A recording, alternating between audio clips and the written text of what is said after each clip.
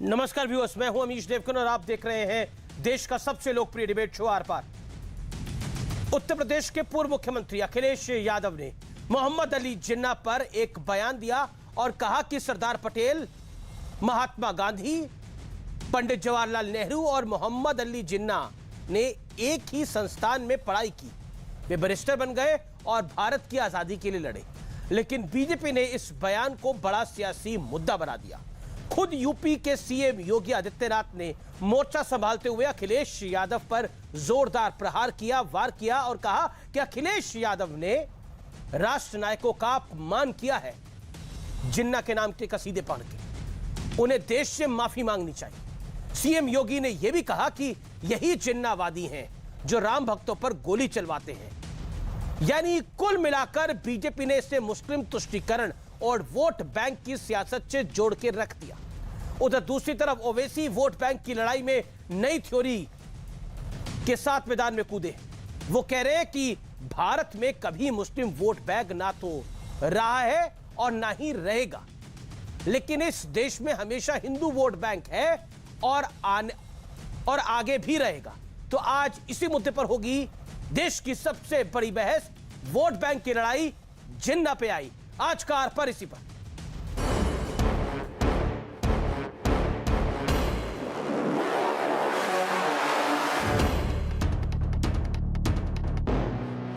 UP के चुनाव में भारत विभाजन के विलन मोहम्मद अली जिन्ना की एंट्री हो गई है। अखिलेश यादव ने जिन्ना पर एक बयान दिया, जिसके बाद खुद सीएम योगी ने अखिलेश यादव पर सियासी वार कर दिया। सरदार पटेल जी, राष्ट्रपिता महात्मा गांधी, जवाहरलाल नेहरू, जिन्ना एक ही संस्था में पढ़ करके बैरिस्टर बन करके आए थे। वो बैरिस्टर बने, उन्होंने आजादी दिलाई। जो वक्तव्य सरदार पटेल जैसे राष्ट्र नायकों की तुलना जिन्ना जैसे विघटनकारी तत्व के साथ किया गया, वह मुझे लगता है कि भारत का अपमान है। और जो लोग भारत की एकता और अखंडता के दुश्मन हैं, उन लोगों को प्रोत्साहित करने वाला है। कुछ लोग ऐसे हैं जो अपनी विभाजनकारी मानसिकता से अभी भी बाज नहीं आ रहे हैं और समाजवादी पार्टी के अध्यक्ष ने कल दिया हुआ अपना वक्तव्य इसी बात को प्रदर्शित करता है। उनको देश की जनता से माफी मांगनी चाहिए। यही जिन्नावादी हैं जो राम भक्तों पर गोली चलाते हैं, और जब भी ये जिन्नावादी आएंगे राम भक्तों पर इसी प्रकार से गोली चलाएंगे। अखिलेश जी ने तो यही कहा था कि नेहरू जी, महात्मा गांधी साहब, सरदार वल्लभ भाई पटेल और जिन्ना ने एक साथ पढ़ाई करके बैरिस्टर करके हिंदुस्तान के लिए आज़ादी के संघर्ष किया था, और तो कुछ नहीं कहा था इन्होंने। लेकिन मैं उनसे पूछूं कि आपके नेताओं ने, अडवाणी जी ने कहा था कि Jinnah ji secular man, great secular man. Shri Akhilesh Yadav ji को अगर श्री अखिलेश अली जिन्ना कहा जाए तो कोई अंतर नहीं होगा। ये समाजवादी पार्टी नहीं, ये नमाजवादी पार्टी है। जिन्ना के बारे में अडवाणी जी से जाके पूछिए पहले, जो न सिर्फ जिन्ना के मजार पे हाजिरी देने गए, जिनका कहना था Jinnah he was a great man, secular आदमी था। और जसवंत सिंह जी हमारे बीच नहीं है, उन्होंने क्या कहा? He was great man. दूसरों पे उंगली उठाने से पहले अपने गिरबान में झांक कर देखिए। अखिलेश यादव को ये समझना चाहिए कि भारत के मुसलमानों का कोई ताल्लुक मोहम्मद अली जिन्ना से नहीं है। तो भारत के जो मुसलमान हैं, उन्होंने भारत को अपना वतन माना और टू नेशन थ्योरी को रिजेक्ट किया। ये तो अखिलेश यादव को मैं समझता हूँ कि उनको दोबारा कोई हिस्टोरियन के पास बैठकर हिस्ट्री पढ़ने की उनको जरूरत है। हालांकि अखिलेश यादव पर निशाना साधने के साथ साथ ओवैसी हिंदू मुस्लिम वोट बैंक का गणित भी समझा रहे हैं। भारत में कभी मुस्लिम वोट बैंक नहीं रहा, ना रहेगा। भारत में हमेशा हिंदू वोट बैंक और हिंदू वोट बैंक ही रहेगा भारत में। लेकिन आज सबसे बड़ा सवाल है कि क्या हर सियासी बयान वोट बैंक के हिसाब से नाप तोल कर दिया जा रहा है? इसी पर होगी देश की सबसे बड़ी बहस। वोट बैंक की लड़ाई जिन्ना पर आई। और अब जिन्ना पर सियासी जंग का विश्लेषण। जिन्ना और भारतीय राजनीति का नाता बड़ा पुराना है। 4 जून 2005 कहते हैं कि लाल कृष्ण आडवाणी के करियर में यह साल वो था जिसने उनका पॉलिटिकल करियर समाप्त कर दिया। लाल कृष्ण आडवाणी ने जिन्ना की मजार पर श्रद्धांजलि दी। आडवाणी ने जिन्ना को धर्मनिरपेक्ष बताया था। उसके बाद की कहानी हम सब जानते हैं। एल.के. आडवाणी को भारतीय जनता पार्टी के कैडर का गुस्सा सहना पड़ा था। संघ ने उनको हटा दिया था और 2009 का चुनाव भी वो हार गए थे। तो जिन्ना के साथ जब जब कोई नेता लगा है उसका बंटाधार हुआ है। मई 2018 अलीगढ़ मुस्लिम यूनिवर्सिटी में जिन्ना की तस्वीर पर विवाद हुआ था। स्टूडेंट यूनियन हॉल में लगी थी जिन्ना की तस्वीर। अलीगढ़ के सांसद सतीश गौतम ने इस पर सवाल उठाए थे, जिसपे जमकर बवाल हुआ था। मैं बढ़ता हूं आगे। 2019 की बात करता हूं, 27 अप्रैल की छिंदवाड़ा की रैली में शत्रुघ्न सिन्हा ने जिन्ना की तारीफ कर दी थी। और यहां पर अगर हम देखें तो कांग्रेस को गांधी से लेकर जिन्ना जैसे नेताओं की पार्टी कहा था। विवाद बढ़ने पर सफाई दी गई और फिर कहा गया कि जुबान मेरी फिसल गई थी। शत्रुघ्न सिन्हा भी 2019 का लोकसभा चुनाव हार गए थे और माना जा रहा है कि उनका पॉलिटिकल करियर वहीं समाप्त हो गया। आगे बढ़ता हूं। अक्टूबर 2020 बिहार विधानसभा में जिन्ना का मुद्दा उठा। ये जो आप तस्वीर देख रहे हैं ये है कांग्रेस के जो तब के उम्मीदवार थे मशकूर अहमद उस्मानी। तो मशकूर उस्मानी साहब ने जिन्ना को लेकर बहुत सारे बयान दे रखे थे। बिहार के विधानसभा चुनाव में यह मुद्दा हावी रहा। मशकूर उस्मानी अपना चुनाव हार गए और बीजेपी ने भी जमकर घेरा कि जिन्ना प्रेमियों के साथ कांग्रेस पार्टी क्यों खड़ी होती है और कांग्रेस का बिहार में क्या हाल हुआ हम जानते हैं। और अब 31 अक्टूबर 2021 अखिलेश यादव ने जिन्ना पर बयान दिया। जिन्ना की तुलना सरदार पटेल से कर डाली।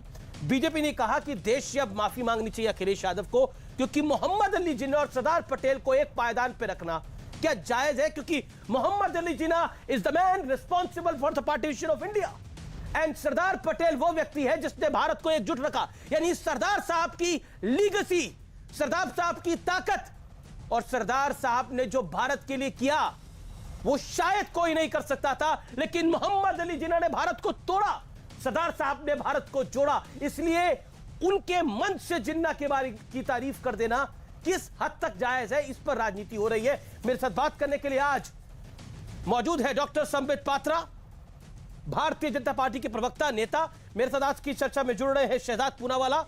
मेरे साथ अजीज खान है, समाजवादी पार्टी के नेता है, उनका अभिनंदन है। मेरे साथ धर्मवीर चौधरी है, बहुजन समाज पार्टी के वरिष्ठ नेता है, प्रवक्ता है। मेरे साथ इस चर्चा में जुड़ रहे हैं असीम वकार साहब, जो कि ओवैसी साहब की पार्टी के नुमाइंदे हैं और उनकी पार्टी के प्रवक्ता है, उनका भी अभिनंदन है। मैं सबसे पहले संबित पात्रा आप ही से शुरुआत करता हूं। 40 सेकंड में एक बात का जवाब दे दीजिए।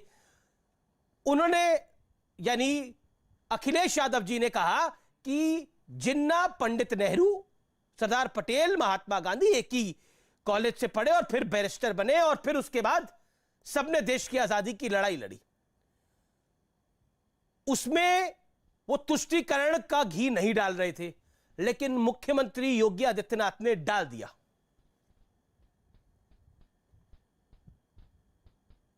देखिए अमीश भाई, ये हिंदुस्तान की जनता है और मुझे लगता है जो डिबेट आज हम कर रहे हैं, बुद्धिमान लोग बैठे हुए हैं डिबेट में। इतने भी हम अनभिज्ञ नहीं हैं कि कौन किस कारण से जिन्ना के नाम का इस्तेमाल कर रहा है, ये हम समझ नहीं पाए और हिंदुस्तान की जनता समझ नहीं पाए। किस कारण से मुलायम सिंह यादव जी ने कहा था कि अगर आवश्यकता पड़ती तो 16 को मारा है, उससे अधिक राम भक्तों को गोली से मार सकते थे। उस समय भी जनता समझ रही थी कि मुलायम सिंह यादव ने यह क्यों कहा है। और आज भी अखिलेश जी ने सरदार पटेल को जिन्ना के साथ इक्वेट क्यों किया है, यह भी आज हम समझ रहे हैं। देखिए, सरदार पटेल को लेकर जिस प्रकार का एक चित्रण, जिस प्रकार का एक नैरेटिव, जिस प्रकार का एक माहौल भारतीय जनता पार्टी ने विगत कुछ वर्षों से देश में निर्मित किया है, यह आवश्यक था। बहुत वर्षों से दलगत पॉलिटिकल राजनीति के कारण, पारिवारिक राजनीति के कारण नेहरू जी को बड़ा बनाया गया, सरदार पटेल को छोटा रखा गया। तो स्वाभाविक रूप से जब सरदार पटेल अपने वास्तविक स्वरूप में आए, भारतीय जनता पार्टी, प्रधानमंत्री नरेंद्र मोदी जी के कारण, अमित शाह जी के कारण, तो अन्य पार्टियों को लगा कि चलो हम भी इस पूरे बहती गंगा में हाथ धोते हैं, सरदार पटेल का गुणगान करते हैं। मगर आप सोचिए, सरदार पटेल का गुणगान भी ये स्टैंड अलोन रूप से नहीं कर सकते थे। उसमें भी उनको जिन्ना का पुट लाना था, क्योंकि उनको लगा कि अगर अकेले सरदार पटेल के विषय में मैं कह दूं तो कहीं ना कहीं एक ऐसा वर्ग है जो नाराज हो जाएगा।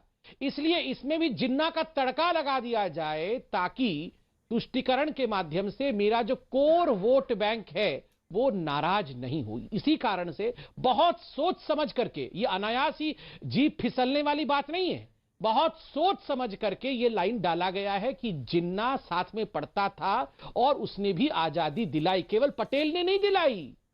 जो एक वर्ग खुश हो जाए, दूसरे वर्ग को खुश करना है तो जिन्ना का तड़का भी लगाना पड़ेगा। तो सोच समझ के। अमीश भाई, मैं समाप्त कर रहा हूं सिर्फ इतना कहते हुए, इस देश में हो क्या रहा है आप सोच के देखिए। 4 दिन पहले हम डिबेट कर रहे थे और उसमें पक्ष और विपक्ष था कि भारत के हारने पर, पाकिस्तान के जीतने पर इंडिया में सेलिब्रेशन होना चाहिए या नहीं होना चाहिए। अगर आप पाकिस्तान जिंदाबाद के नारे लगाते हो तो क्या गिरफ्तारी होनी चाहिए, नहीं होनी चाहिए। समाजवादी पार्टी इसमें विपक्ष में खड़ी थी। कुछ दिन पहले अलीगढ़ मुस्लिम यूनिवर्सिटी में जिन्ना की तस्वीर उतर सकती है या नहीं उतर सकती है, यह विषय चर्चा का था। अमीश भाई, बड़े दुख के साथ कह रहा हूं, पाकिस्तान से तो हम निपट लेंगे, सर्जिकल स्ट्राइक कर लेंगे, एयर स्ट्राइक कर लेंगे, मगर ये पाकिस्तान के अब्बा जान जो हिंदुस्तान के अंदर बैठे हुए हैं, इन अब्बा जानों से कैसे निपटेंगे, ये हमें सोचना पड़ेगा। जी, मैं अजीज खान का रुख करता हूं। अजीज खान, इस विवाद में पड़ने की आवश्यकता क्या थी? देश जोड़ने वाले से देश तोड़ने वाले की आप बराबरी कैसे कर सकते हैं? इसके पीछे लॉजिक क्या है? देखिए अमीश जी, बड़ी गंभीरता से मैं संबित पात्रा जी की बात को सुन रहा था। देखिए वो कितनी सफाई से बात कर रहे थे। मैं जानना चाहता हूं कि माननीय अखिलेश यादव जी जब कल अपना स्पीच दे रहे थे, उस प्रोग्राम में थे, तो उन्होंने केवल अकेले एक बात नहीं कही थी, खाली जिन्ना जी की बात नहीं, जिन्ना की बात नहीं कही थी, सरदार पटेल की बात नहीं कही थी, उन्होंने और भी मुद्दों पर चर्चा किया था। आखिर उस पर डिबेट क्यों नहीं? उन्होंने गैस सिलेंडर की बात भी की थी। उन्होंने कहा था कि 2014 मतलब आप एक्सेप्ट कर रहे हैं कि उन्होंने जिन्ना पे भी बात की थी, यानी जुबान फिसली नहीं थी? क्योंकि आपके एक प्रवक्ता कह रहे थे जुबान फिसली थी, आप कह रहे थे कि जिन्ना पे भी बात करी थी, सिलेंडर पे भी बात करी थी, यानी जिन्ना पे भी बात की गई थी। तो विषय तो नहीं। तो मेरा सवाल यह है कि देश जोड़ने वाले से देश तोड़ने वाला बराबर कैसे? मेरा सवाल यह है आपसे। सिलेंडर, आप सिलेंडर दिखा लीजिए, सिलेंडर को आगे रख लीजिए, लेकिन सिलेंडर को आगे रखने से जिन्ना थोड़ी छुप जाएगा। जिन्ना के विषय में तो बात रखी ना आपने। मैं उसी मुद्दे पे जी आ रहा हूं। अजीज साहब, अमीश जी मुझे मौका दें। बिल्कुल अमीश जी मुझे मौका दें। बोलिए बोलिए। माननीय अखिलेश यादव जी ने यह भी कहा था कि 2014 में गैस का सिलेंडर कितना था? 546 रुपए था, आज 992 हो गया है। उन्होंने कहा था कमर्शियल गैस का रेट उस वक्त जो 900 रुपए था, आज 2000 के पार हो गया है। और कानून व्यवस्था की स्थिति क्या है? अरे तो गैस सिलेंडर की आप लोग बात कर लेते हैं, जिन्ना वाली गैस क्यों निकाल लिया आपने? ये गैस जहरीली है। के नीचे वसूली को लेकर के जिस तरीके से हत्या की जा रही है, ये बहुत शर्मनाक है। ये भी बात कहा था। उन्होंने कहा था निहत्थे किसानों को कुचला जा रहा है। अच्छा, एक अजीज खान साहब, आप तो उनका पूरा भाषण ही रिपीट करने लग गए। वो अखिलेश जी का भाषण हमने पूरा सुना था और उस भाषण को चैनल्स पे, हर चैनल पे दिखाया भी गया है, हमारे चैनल पे भी दिखाया गया है, हमारा रीजनल चैनल है उसमें भी दिखाया गया, हर चैनल पे दिखाया गया। मैं आपसे सवाल सरल पूछ रहा हूं, जिन्ना पर उन्होंने क्यों बोला था? आप मुझे कह रहे हैं कि गैस का सिलेंडर था, उन्होंने रेप पे भी बोला, गैस के सिलेंडर पे भी बोला, उन्होंने हर चीज पे बोला, सृष्टि में जितनी चीजें हैं सब पे बोला, पर जिन्ना पर क्यों बोला? मैं सवाल ये पूछ रहा हूं, जवाब क्या है इसका? ये जिन्ना वाली गैस क्यों निकली? नहीं आ रहा हूं ना, आ रहा हूं, उसी मुद्दे पे आ रहा हूं। हाँ। अनिल जी मुझे मौका दें।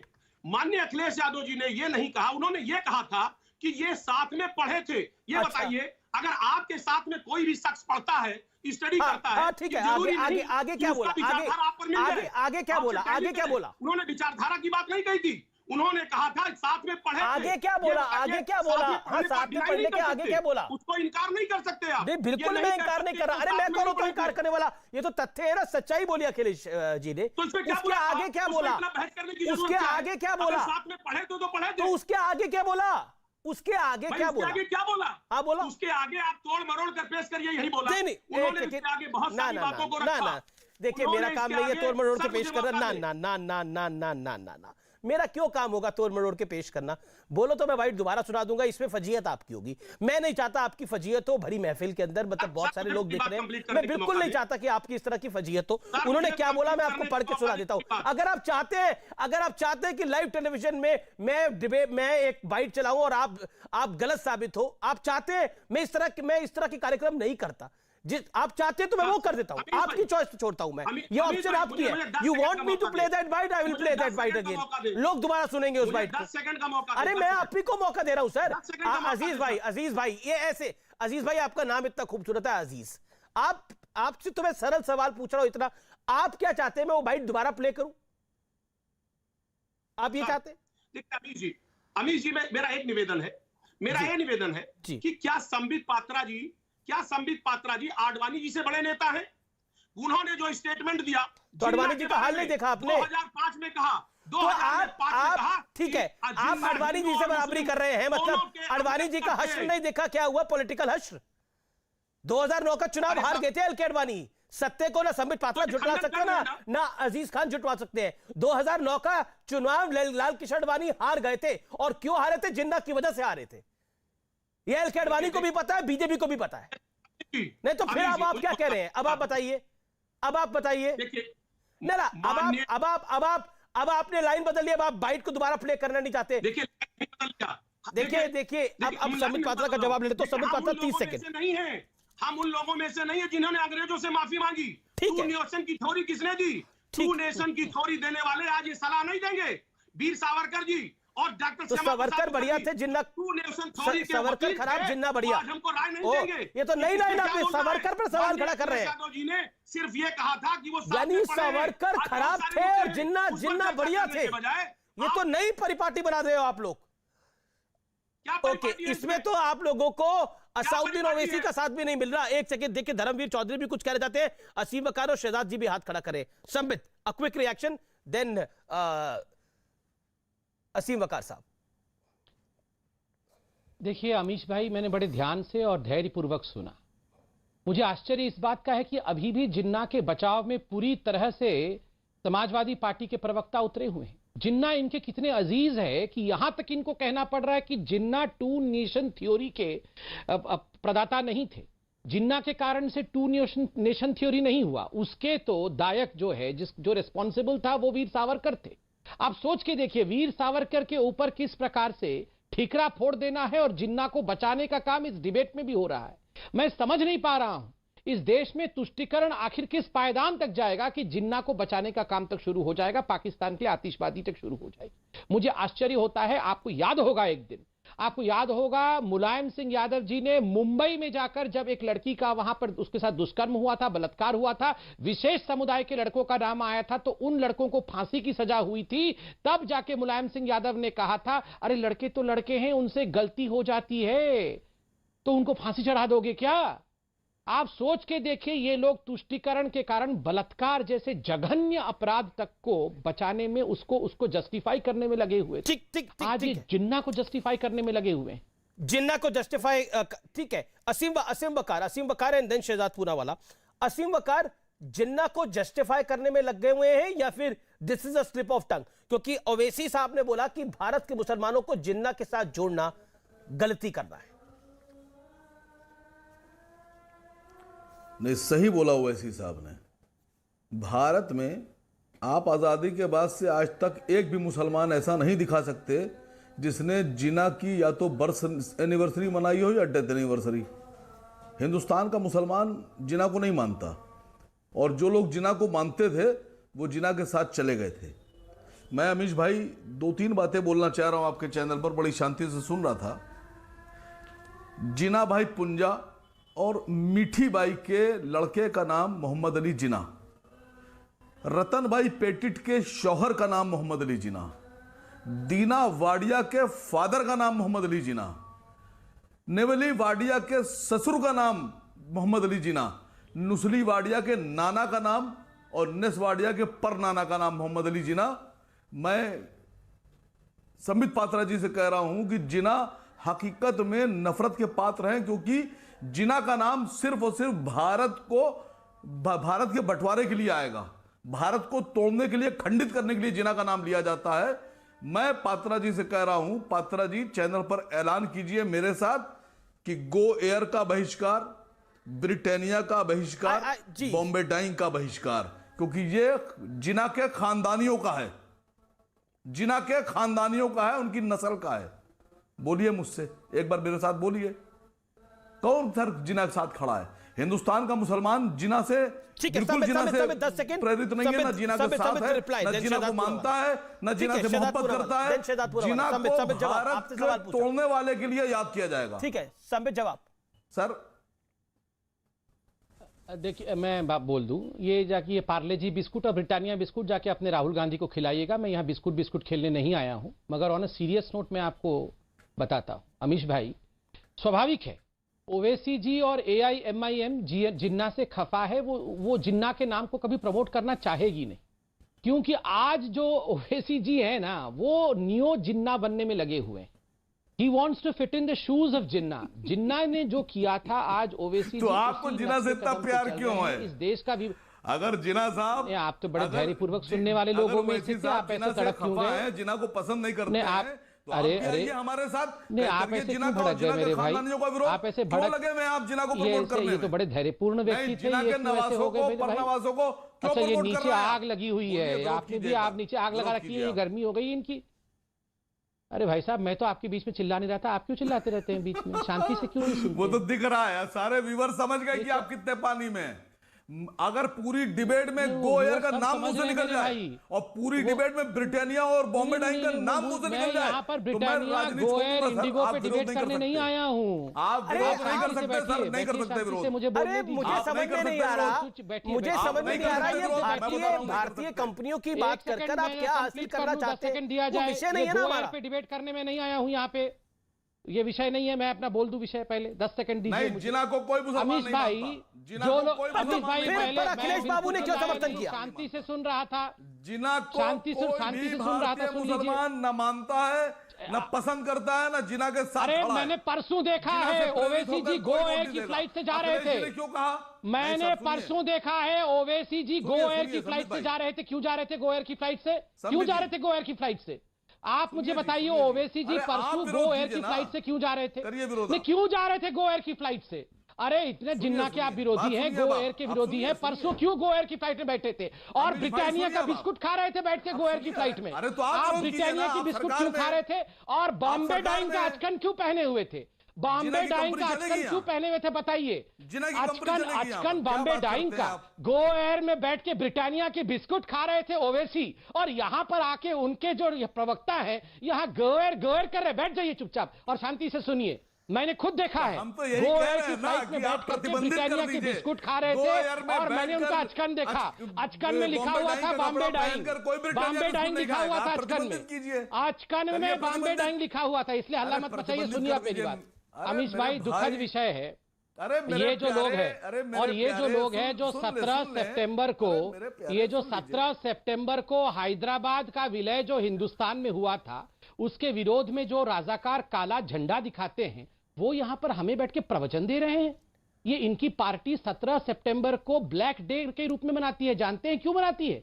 क्योंकि उस दिन हैदराबाद का विलय हिंदुस्तान में हुआ था और रजाकार ओवैसी जी के दादा उसके खिलाफ थे। ओवैसी, बिल्कुल आप ऐतराज करते रहिए, जाके गो एयर में ऐतराज करिए। आप गो एयर में बैठ के चले जाइए डिबेट से बाहर। आपको ऐतराज है, इनको गो एयर भेजिए, इनको गो एयर में बैठा के भेज दीजिए। आप गो एयर में बैठ के चले जाइए। आपको ऐतराज है तो गो एयर में बैठ के ब्रिटानिया खाते हुए चले जाइए, चले जाइए गो एयर में बैठ करके। आपको ऐतराज है तो अभी सुनिए मेरी बात। 17 सितंबर को ये लोग, ठीक है, संबित और असीम, संबित और विरोध में थे। देखिए, मेरे पास 2 मेहमान हैं जिनके पास मुझे जाना है, धर्मवीर चौधरी और शहजाद पूनावाला। असीम वकार, मैं आपको आगे मौका दूंगा, असीम वकार मैं आपको आगे मौका दूंगा। अमीश देवगन भी साथ निभाते हैं झूठ में। अरे आपको तो सभी का लगता है, अब जिन्ना का साथ कौन निभाएगा जी? कैसी बात करते हैं आप सर? 17 से नहीं, इन्होंने बोला और आप इसको आप इसको काट क्यों नहीं रहे इनकी बात? अरे आप काटिए, मैं थोड़ी ओवैसी साहब की पार्टी का प्रवक्ता आप है, आप काटिए। क्यों? आपके चैनल पे आप प्लेटफॉर्म दे रहे हैं इनको। आप मेरे चैनल के ऊपर गो एयर पता नहीं किस का नाम ले रहे हैं, जिसका इस डिबेट से कोई लेना देना नहीं है। आप अपनी बात को रख रहे हैं, वो अपनी बात को रख रहे हैं, काटू मैं उनकी बात को? क्यों आप सक्षम नहीं है उनकी बात को काटने के लिए? आपको काटना चाहिए। नहीं, एक सेकंड 17 सितंबर को क्या नहीं हुआ, इसकी जानकारी मेरे पास नहीं है। ओके, एक सेकेंड, मैं 17 सितंबर को AIMIM ब्लैक डे मनाती है। संबित देखिए मुझे लग रहा है ये तू मैं के अंदर मेरा वक्त जाया हो रहा है। मेरे साथ बाकी लोग दोनों मेहमान भी है। मैं धर्मवीर जी आपके पास आ रहा हूं, शहजाद आपके पास में आता हूं। Shehzad Poonawalla, this is politics of appeasement और do you think this is the politics of debate? कोई दिक्कत नहीं, हम आपकी डिबेट टीवी पे देख लेंगे, यहां पर बैठे रहने से कोई फायदा नहीं है। बोलिए अमित जी, ऐसे कैद करके रखने में कोई फायदा नहीं, हम टीवी पे देख लेंगे। शहजाद आप ही से सवाल पूछा है। जी बहुत शुक्रिया आपका अमीश जी, 22 मिनट बाद आप मौका दे रहे हैं, उम्मीद है कोई बीच में नहीं टोकेगा। देखिए, देश के लिए जो भी लोग शैतान हैं उनमें क्यों अखिलेश को दिखता है कोई महान? चाहे वो तालिबान हो, उनकी प्रशंसा की, उनको स्वतंत्रता सेनानी कहा गया। आप देखिए, पाकिस्तान के क्रिएटर जिन्होंने टुकड़े टुकड़े किया था, उनको सरदार पटेल जिन्होंने देश को एकत्रित किया, उनके साथ उनकी तुलना की। ये तो ना केवल सरदार पटेल, महात्मा गांधी और नेहरू जी का अपमान है, पूरे भारतवर्ष का अपमान है, पर मेरे जैसे भारतीय मुसलमानों का और असीम वकार का भी एक तरीके से अपमान है, क्योंकि हमने जिन्ना को लात मारकर यहां पर रहने का निर्णय किया हमारे परिवार ने। पर मेरा सवाल यह है कि वोट बैंक और तुष्टीकरण की राजनीति में देखिए, एक 20% का फूल है, फूल मतलब PHOL, फूल। इस फूल के पीछे 4-5 माली लगे हुए हैं। एक हैदराबाद से नया नया माली आया है, तो बाकी के माली और अति उत्साहित हो चुके हैं। और इसीलिए आपने देखा होगा, कभी अलकायदा के आतंकवादियों के बचाव में, कभी अवैध धर्मांतरण करने वाले मौलानाओं के बचाव में, कभी ये कहते हैं कि देखिए तालिबान स्वतंत्रता सेनानी है, और अभी बाकी कुछ नहीं रहा था तो जिन्ना की प्रशंसा में उतर गए। मेरे दो ही सवाल है, एक तो कांग्रेस पार्टी से, कांग्रेस पार्टी को तो सबसे बुरा लगना चाहिए कि नेहरू जी की भी तुलना इन्होंने जिन्ना के साथ की, तो कांग्रेस पार्टी मौन है। वही कांग्रेस पार्टी जिसने उस्मानी को भी अपने टिकट से लड़वा। दूसरी बात ये कह रहे ब्रिटानिया, गोएर, बहुत अच्छे सवाल है। मैं कहना चाहूंगा कि चलिए ब्रिटानिया और गोएर का बहिष्कार करते हैं। आप बताइए कि जिस पार्टी को रजाकार से आपने लोन पर ली और रजाकार के ही एक तरीके से संस्कृति में आप पले बढ़े हैं और वही पार्टी को आपने आगे बढ़ाने का काम किया, तो मुझे लगता है कि इस पार्टी पर भी उसी तरीके से प्रतिबंध लगना चाहिए जैसे ब्रिटानिया बिस्किट पर लगना चाहिए। क्यों मानते हैं ब्रिटानिया बिस्किट पर पाबंदी लगाने वाले? असीम वकार 30 सेकंड रिप्लाई। असीम वकार, चौधरी साहब आ रहा हूं मैं आपके पास। नहीं, इनको बहुत बुरा लगता है, इनको मौलाना दिख जाते हैं। अदरा शहजाद से पूछे, त्रिपुरा में जो मुसलमानों पर जुल्म हो रहा है, जरा उस पर भी बोल दें एक बार। मैं बोल देता हूं। त्रिपुरा पर मुसलमानों में केवल इतना अत्याचार हो रहा है कि आपकी झूठ की फैक्ट्री से ऐसे झूठ निकल कर आ रहे हैं जिसकी वजह से पूरे देश का माहौल बिगड़ रहा है। जो 12 सबसे बड़े दंगे हुए, भागलपुर, नेल्ली, हाशिमपुरा, मीरठ, मलियाना, वो दंगे करवाने वाली कांग्रेस पार्टी के साथ गले से गले मिलाकर 2004 से 14 तक मलाई चाटने वाले लोग, उनको तब मुसलमानों की किस तरीके की स्थिति हुई इन दंगों में तब समझ में नहीं आया। ठीक है, आज त्रिपुरा में झूठ की फैक्ट्री चला कर। और मैं आपसे फिर से पूछ रहा हूं, रजाकार की पार्टी का क्या होना चाहिए? त्रिपुरा में मुसलमानों के साथ जो जुल्म हो रहा है उस पर क्या कहना है? जो मुसलमानों को घर जलाए जा रहे हैं, क्यों नहीं जाते? अगर इतना जुल्म हो रहा है, ओवैसी साहब क्यों नहीं जाते?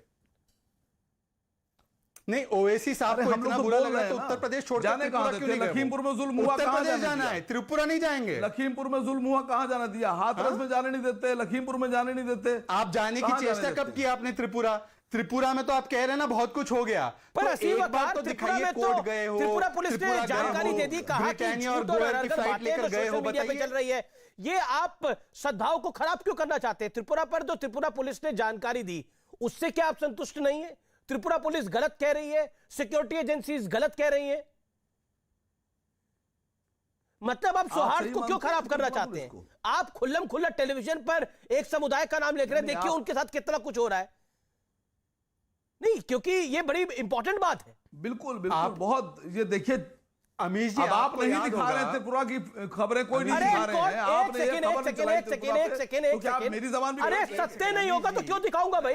अगर सत्य नहीं होगा झूठ क्यों दिखाऊंगा मैं? झूठ क्यों दिखाऊंगा मैं? अमीश जी 5 सेकंड, केवल 5 सेकंड। एक सेकंड। धर्मवीर चौधरी के बाद मुझे जाना है। धर्मवीर चौधरी, जो अखिलेश यादव ने कहा, मायावती कह रही है, बहन मायावती कह रही है कि यह सेटिंग है बीजेपी और अखिलेश की, क्यों लगता है आपको? अमीश जी जरा मुझे सबसे लास्ट में आपने नंबर दिया है, जरा तसल्ली रखिएगा, मैं जवाब देता हूं। जी सर। अभी थोड़े दिन 2-3 दिन पहले अमित शाह जैन जो गृह मंत्री हैं, उनका एक बयान आया था, वो कैराना और मुगलों की बात कर रहे थे, और 3 दिन बाद अखिलेश यादव जी का बयान आ गया, वो जिन्ना की बात कर रहे हैं। ये समाजवादी पार्टी और बीजेपी एक ही सिक्के के दो पहलू हैं। एक ये ध्रुवीकरण की राजनीति करके, ये तुष्टीकरण की राजनीति करके, ये नहीं चाहते कि किसी हिंदू और मुसलमान में एका हो, ये बंटवारे की राजनीति करते हैं, इसीलिए इन्होंने जिन्ना का नाम लिया। जो पार्टी 70 साल में नागपुर में तिरंगे झंडे से नफरत करती थी, वो अपने आप को राष्ट्रवादी कहेगी। जो अडवाणी साहब वहां जाकर के कबर पर जाकर के फूल चढ़ाएंगे, वो हमें राष्ट्रवाद की बात समझाएंगे। इस 135 करोड़ हिंदू मुसलमानों को आज आपके चैनल के माध्यम से मैं इन तुष्टीकरण करने वालों को यह बता देना चाहता हूं कि आप जिन्ना की बात करिए, हम गन्ने की बात करेंगे।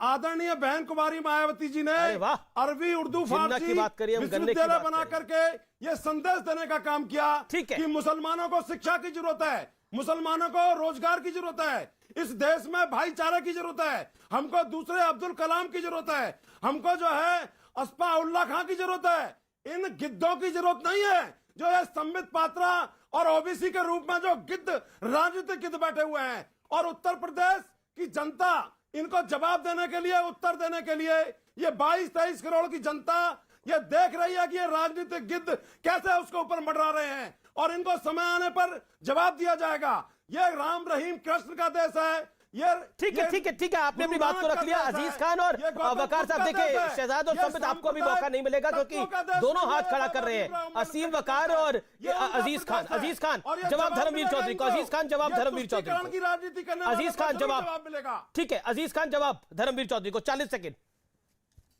देखिए अमीश जी, धर्मवीर साहब को यह नहीं पता कि 3 बार ये बीजेपी से हाथ मिला करके इन्होंने सरकार बनाई है। आपसे भी 3 बार मिला है। वो झूठ बोलते हैं, उनकी परंपरा है, वो असर इनके पास भी वही असर आ गया। मैं संबित पात्रा जी को बताना चाहूंगा कि अभी बड़ी दुहाई दे रहे थे सर, बड़ी दुहाई दे रहे थे। सरदार पटेल जी ने ही आरएसएस पर प्रतिबंध लगाया था, शायद ये भूल गए धर्मवीर जी। आप साथ में रहे बीजेपी के साथ, 3 बार आप रह करके आपने 3 बार रह करके आपने सरकार बनाई है। उनका असर ऊपर आ गया है। वो झूठ बोलते हैं, वो झूठे हैं, वो झूठे लोग हैं। आपके ऊपर भी झूठ का असर आ गया है, आप भी झूठ बोल रहे हैं। आपकी नफरत की राजनीति कहीं ना कहीं उनसे आपने सीख लिया है। नफरत की राजनीति आपने बीजेपी से सीखा है। आपको संबित पात्रा और बीजेपी के लोगों ने नफरत की राजनीति सिखाई है। आप नफरत की राजनीति करना बंद करिए। समाजवादी पार्टी समाजवादी की बात करती है, ठीक है, धारा की बात करती है। ये जो एक साथ में धर्मवीर चौधरी एक करके बर्बाद कर दिया। अजीज खान को 10 सेकंड सुन ले। हम सवाल उठा रहे हैं, आज देश के कानून की स्थिति देखिए। अरे अजीज खान, ये देश के कानून की स्थिति में जिन्ना कहाँ आ गया? ये जिन्ना के कानून की आप क्यों बात कर रहे हो? आप तो जिन्ना की तारीफ कर बैठे। इतिहास गवाह है, जिसने जिन्ना की तारीफ करी है बच नहीं पाया पॉलिटिकल। ठीक है, एक सेकंड, असीम वकार, आप गिद्ध है संबित पात्रा की तरह, बीएसपी प्रवक्ता।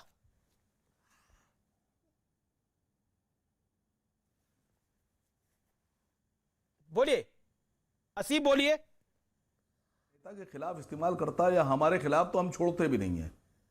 इन्हीं ने कहा कि राजनीतिक गिद्ध, तो 3 बार इन्हीं ने बीजेपी जो गिद्ध है उसके साथ एक गिदनी बन गए। इनकी नेता जो थी गिदनी बन के उन्होंने गठबंधन किया, और बिहार में हम जैसे गिद्धों के साथ भी इनकी गिदनी तैयार थी। गिदनी जो थी ना, इनकी गिदनी, वो हमारे साथ भी गठबंधन में थी बिहार में। तो बोलने से पहले सोचते अगर तो इनको जवाब ना मिलता। 24 करोड़ की जनता में इनका कोई जवाब नहीं है। ये बेचारे मुंह खोल देते हैं, आंखें बंद कर लेते हैं। इनके पास ना कोई तर्क है, ये न वितर्क है, ये कुतर्क करते हैं। हमारा कोई समझौता नहीं था आपके साथ में।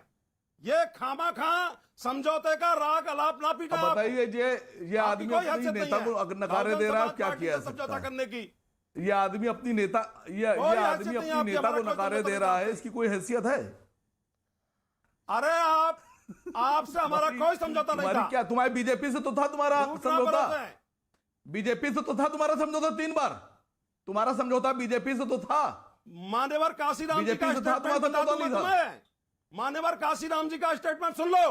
बीजेपी से तुम्हारा समझौता था कि नहीं था ये बताओ। सुनिए, अगर चलिए किसी का कांग्रेस के साथ था, किसी का बीजेपी के साथ था, लेकिन अगर पॉलिटिकल हैसियत की बात होगी तो बीएसपी की पॉलिटिकल हैसियत उत्तर प्रदेश में तो है, और सिर्फ बीएसपी की नहीं है, सपा की भी हैसियत है। आपको अपनी हैसियत असीम वकार प्रूव करनी है कि आपकी हैसियत कितनी होगी, इसमें भी कोई दो राय नहीं है, ये तो सत्य है ना। सपा और बसपा की तो हैसियत है, लेकिन संबित पात्रा आपको भी गिद्ध कहा गया। और इसके अलावा जिन्ना जो है उस विषय पर बीजेपी बढ़ चढ़ के बोल रही है, योगी आदित्यनाथ बढ़ चढ़ के बोल रहे हैं। सपा कह रही है हमने तो सिलेंडर की भी बात करी थी, वो मुद्दा क्यों नहीं उठाया, हम तो गैस की बात कर रहे थे।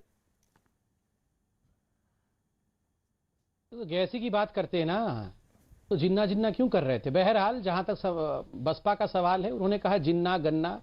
देखिए, ना तो इनको कोई जिन्ना से मतलब है, ना इनको गन्ना से मतलब है, इनका तो पन्ना ही नहीं खुलने वाला है। तो जिन्ना गन्ना पन्ना ये अपने आप रखे अपने पास, हमें उनसे डिबेट भी नहीं करना है। बहरहाल मुझे खुशी इस बात की हुई कि इस बार मुख्तार अंसारी नहीं कहा, अबुल कलाम आजाद कह दिया कि हमें अब्दुल कलाम आजाद ऐसे लोग चाहिए। ये बड़ी बात है, बहुत बड़ा चेंज है। और आप देखिए, मैं आपको एक खबर देता हूं, ये मुख्तार अंसारी जो है ये एक फैक्टर रहा है। बीएसपी जिन्ना जिन्ना करती थी जब तक मुख्तार अंसारी उनके पास थे। मुख्तार अंसारी के बड़े भाई जब से समाजवादी पार्टी में आए हैं तब से जिन्ना जिन्ना जिन्ना का आलाप समाजवादी पार्टी में शुरू हो गया। तो बड़ा खुलासा कर रहे हैं। ये तो कोई खुलासा नहीं है, ये हर कोई जानता है। आप फर्क देखिए दोनों पार्टी। धर्मवीर चौधरी अपनी टर्न पे बोलिए, ऐसा अनफेयर होगा। जवाब देगी आप, अभी चिल्लाइए मत, शांति से मैं कंप्लीट कर लूं। अमीश भाई, मैं तो किसी के बीच में चिल्लाता नहीं। जी जी जी अमीश भाई, आप दोनों सरकारों के बीच में फर्क देखिए। योगी आदित्यनाथ जी ने मुख्तार अंसारी का क्या किया है, और मुख्तार अंसारी के परिवार को खुश करने के लिए जिन्ना का प्रलाप करके किस प्रकार से तुष्टीकरण की पराकाष्ठा हो रही। दूसरी बात है, आज कांग्रेस पार्टी कहां है, कहां है कांग्रेस पार्टी का प्रवक्ता। जिन्ना के नाम से ये छुपे क्यों हुए हैं, इनके मुंह में दही क्यों जमी हुई है। जवाहरलाल नेहरू को भी इक्वेट किया गया जिन्ना से, मगर आप देखिए ये टेंजेंशियली तुष्टीकरण करेंगे, ये शाहबानों के विषय में तुष्टीकरण करने वाले।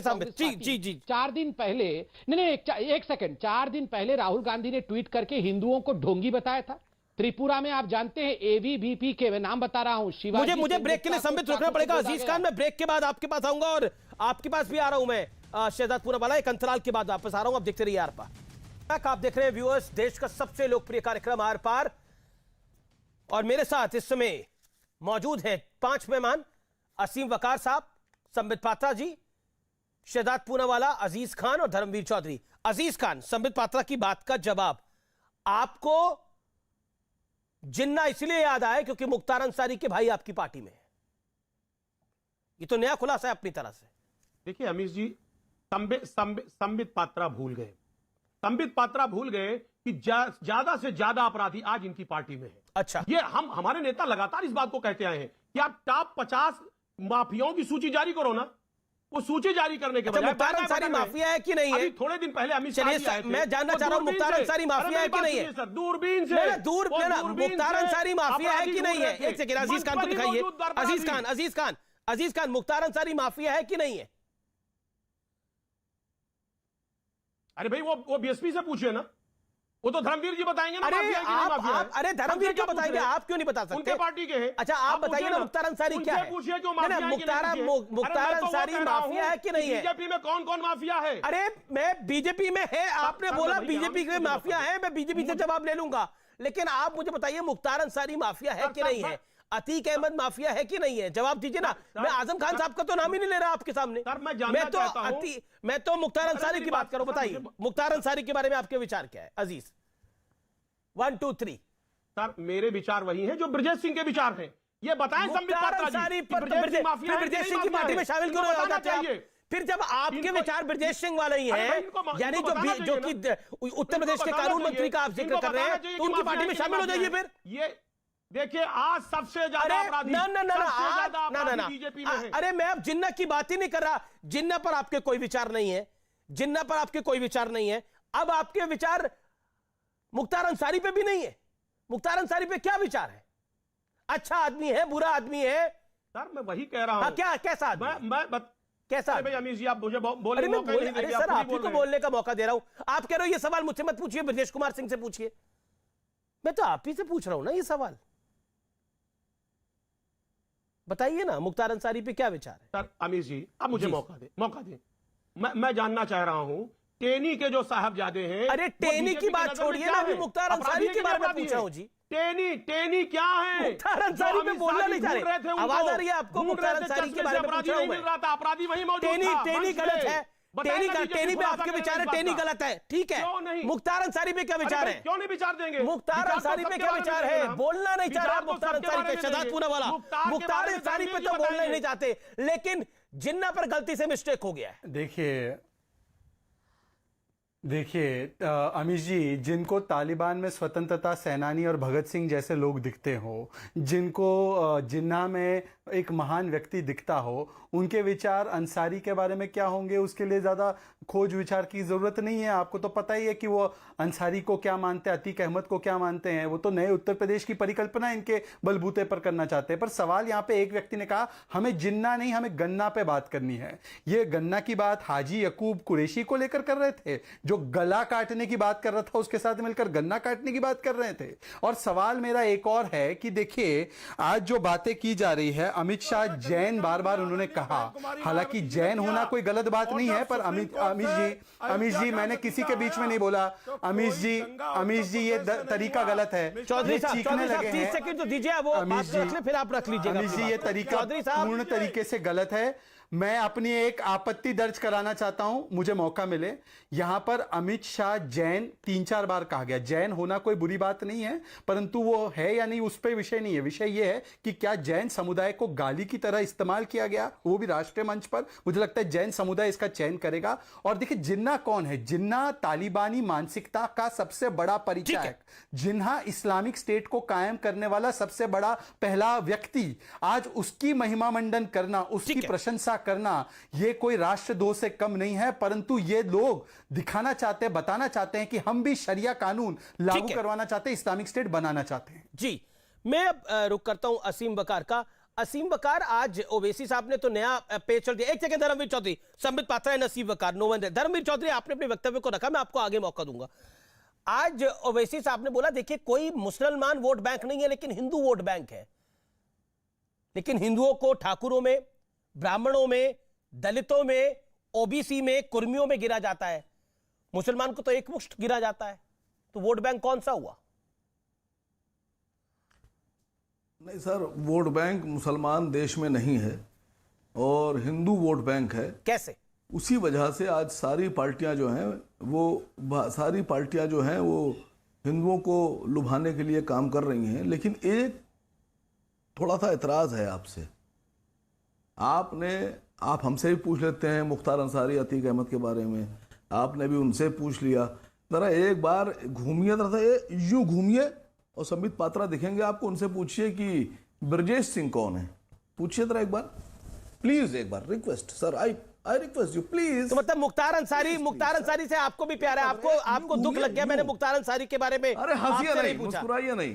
इतना बुरा लग गया आपको कि मुख्तार अंसारी के बारे में आपसे नहीं पूछा? आपसे भी पूछ लूंगा। आपको बड़ा बुरा लग गया। ठीक है, ब्रजेश सिंह के बारे में संबित पात्रा आपको बता देंगे, लेकिन ठीक है, संबित ब्रजेश सिंह के बारे में भी बताइए। दूसरा, एक सेकंड सर, एक सेकंड। और दूसरा पॉइंट ये बता दीजिए जो महत्वपूर्ण है कि हिंदू वोट बैंक है, मुसलमान नहीं है। जवाब।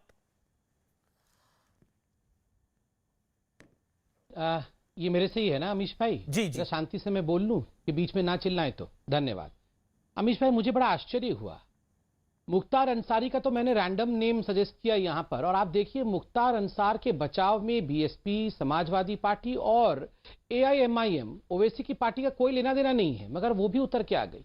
और सबका एक कंपैरिजन हिंदू और मुसलमान में। हमने कोई हिंदू मुसलमान नहीं किया था, एक डॉन को डॉन बोला था। आप देखिए इन लोगों की प्रकृति और तुष्टीकरण की राजनीति। आप ओसामा बिन लादेन को अगर ओसामा बिन लादेन आतंकवादी कहेंगे तो ये ओसामा जी कह देंगे। आप अगर याकूब मेमन को आतंकवादी कहेंगे तो ये याकूब मेमन के लिए सुप्रीम कोर्ट में खड़े हो जाएंगे। आप इन लोगों के तुष्टीकरण की राजनीति को देख लीजिए। और दूसरी बात, मैं हिंदुओं को आतंकवादी नहीं मानता हूं। हिंदू कभी आतंकवादी नहीं हो सकता है और हिंदू कभी भी नरसंहार का काम नहीं करता है। नहीं कह रहे हैं, ब्रजेश सिंह जी के बारे में पूछ रहे हैं। मैं ना आतंकवादी होता है ना नरसंहार करता है। मेरा मत बड़ा क्लियर है। अब मेरी बात सुन लीजिए, अब मेरी बात सुन लीजिए। हिंदू कभी डॉन भी नहीं होता है। अब मेरी बात सुन लीजिए ध्यान से, मैंने अपनी बात को स्पष्ट रूप से रख दिया है। तो मुसलमान भी कभी डॉन नहीं होता है। मुसलमान भी कभी डॉन नहीं होता है। तो मैंने तो कहा ही नहीं, मुसलमान भी कभी डॉन नहीं होता। मुसलमान कहा ही नहीं, तो मैंने तो कहा ही मैंने भी नहीं कहा। तो आप ही बोल रहे हैं। मैंने तो कहा ही नहीं कि मुसलमान डॉन होता है। इसे कहते हैं जैसे वो तैसा। अंसारी को बचाने के लिए उतर आए थे। कहते हैं तो आप मुख्तार अंसारी को बचाने में हाँ क्या होता है? अमित देवगन जी से कह दीजिए आप जिक्र ना करें। आपकी नजर में देखिए अमीश भाई, शांति से मैं बात कर लूं। मैं इनकी बात सुनता हूं, ये दूसरों को बोलने देते नहीं है, ये अच्छी बात नहीं है। मैं शांति से बात करता हूं। मैं कभी दंगे नहीं करता हूं डिबेट में, मगर यहां पर ये दंगे भी करते हैं। आप सुन लीजिए मेरी बात।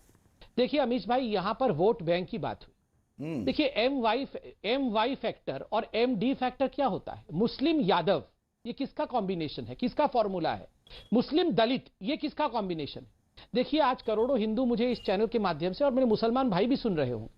मैं दुख के साथ कहता हूं कि सदियों तक मुसलमानों को एक बैंक के रूप में, आजाद होने से पहले अंग्रेजों ने और आजाद होने के बाद चाहे कांग्रेस पार्टी हो चाहे MIM हो, इन सभी पॉलिटिकल पार्टीज ने, समाजवादी ने, जी, मुसलमानों को केवल अनपढ़ रख के किस प्रकार से उनको वोट बैंक के रूप में, और जहां तक हिंदू है इनको बांटा है दलितों में, गुज्जर में, जाट में, ब्राह्मण में, ठाकुर में, डिवाइड एंड रूल। हमें बांट करके MY ठीक है ओके धर्मवीर चौधरी, आपका भी समीकरण तो मुस्लिम दलित ही समीकरण होता है। जवाब, बहुजन समाज पार्टी सर्वजन हिताय सर्वजन सुखाय के नारे के साथ काम करती है और हमने जाति तोड़ो समाज जोड़ो का काम किया। हम जाति और धर्म की राजनीति नहीं करते। चलिए देखेंगे, चुनाव में देखेंगे। बहुत बहुत शुक्रिया। फिलहाल आर पार में इतना ही। लेकिन जिन्ना जब राजनीति में आया है, जिस पॉलिटिकल पार्टी के साथ जुड़ा है, उसका कल्याण नहीं हुआ है, उसके लिए मुश्किल बढ़ गई है। नमस्कार।